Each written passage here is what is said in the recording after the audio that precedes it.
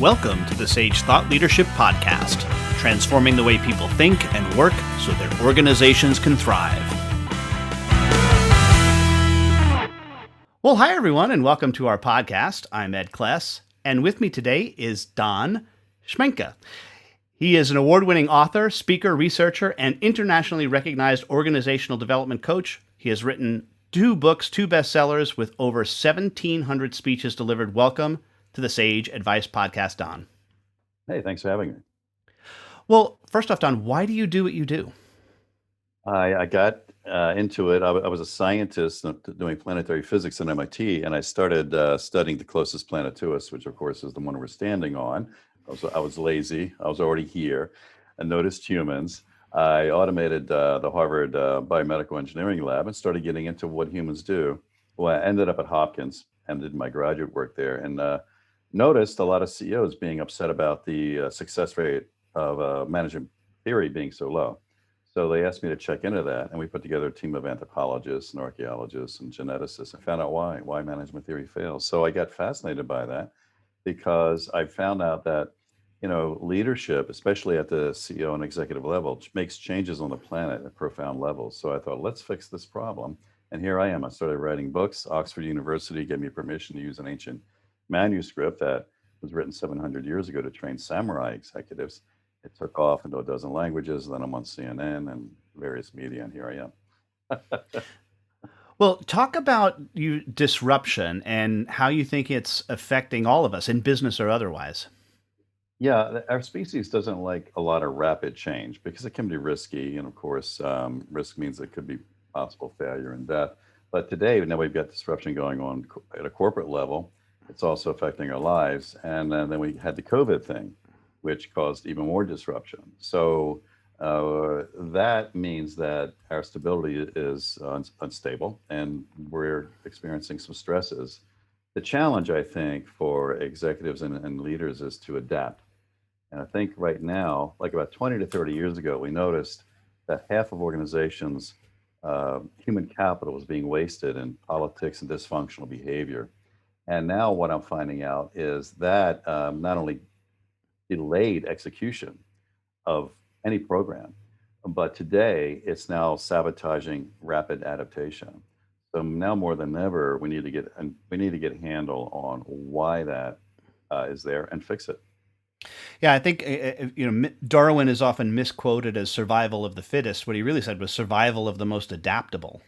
Yeah, exactly. And right now we're beginning to see that.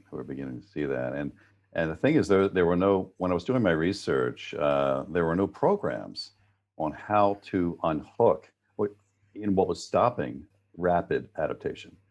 And it was all that dysfunctional politics stuff that we see going on that, you see it in TV shows like The Office, right? Which people think is a comedy, but it's actually a documentary. And so right. But we took that as data and we cranked it through our models and found out why it's there and how to fix it. But at the bottom line, what's happening is I think it's fear and selfishness.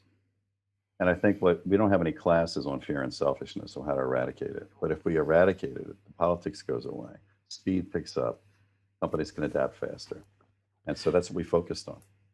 Yeah, I think it's interesting. You think back on institutions that we have, and that churches, certainly governments, even NGOs, tend to be about the preservation of the status quo, right? That's what they're looking to do. It's only, I believe, in entrepreneurial organizations, which can be small, can be large. I think are most times smaller. That the status quo is called into question. That's what entrepreneurship is about. It's about calling the status quo into question. Right. And it's only there where I think we see that true innovation happening.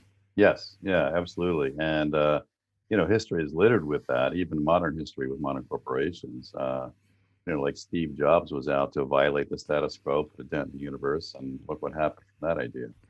So, and I'm starting to do some research, and I have another book on entrepreneurship. It's interesting, not everybody has the capability to do that, even though we have a lot of courses on entrepreneurship. I'm finding now that it really requires a disorder in the brain. And when you look at people that are good entrepreneurs, they have levels of ADD or ADHD that allow them to move their brains faster and connect dots faster. And people thought they were crazy until all of a sudden it worked. And it was like, wow, you were a genius. How did you do that? Yeah, and as you mentioned, one the downside I think is that entrepreneurship is not understood well. It's not taken into account in things like gross domestic product that Right. which is all an equation, a formula. Yet what entrepreneurship comes from is creativity. And I don't know if you're aware of a guy by the name of George Gilder. He says that creativity always comes as a surprise. Yeah, yeah. Otherwise, we could plan it. It's that's exactly right. My colleague Cameron Legman, Apple Computer, helped fund our creation research in the brain. He pioneered a lot of that. So I know that managers at Apple go through that program, and they just told us we can teach it. So I'm not sure how we can do that right now, but yeah, there is a lot of progress being made. What's happening in the brain for that to happen? And you're right. How do you engender that surprise, that aha moment that happens? Yes. Yes, and what's the other quote I saw recently? It's by someone famous. I can't remember. He says there are decades when nothing happens, and then there are weeks when decades happen. Yes, I know that's really, really good.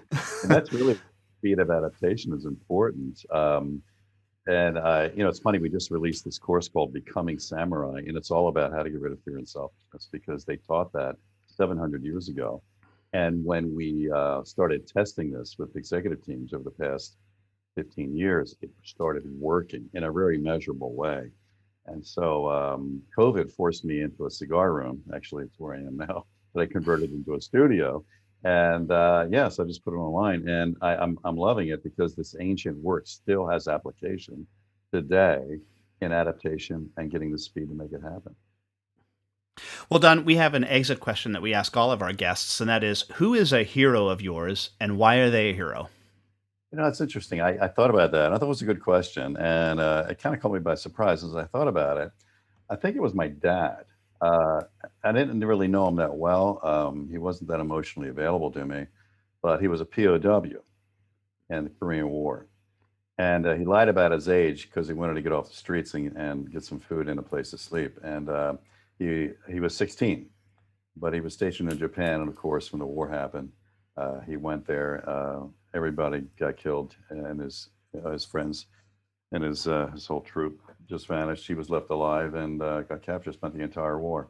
So I went over to Korea recently to look at the bridge he walked across when he came back, and to be able to survive that and then come back, still raise a family, uh, and the stories I heard about what he did as a 16-year-old, just epic. It's one of those unknown stories. I think that I'm sure he's one of many POWs that went through incredible experiences, and they won't be told those stories, and a lot of them will not share it because it dies in secret. And lastly, Don, how can somebody contact you? My website is Saga Leadership. We stole that from the Vikings, SAGA, sagaleadership.com. And there, yeah, I try to put a lot of what we're discovering in our research up online there. So it'd be fun to take a visit. All right. Don Schmincke, thank you so much for being a guest on the Sage Thought Leadership Podcast. You're welcome. Review and subscribe by searching your podcast player of choice for Sage Thought Leadership Podcast.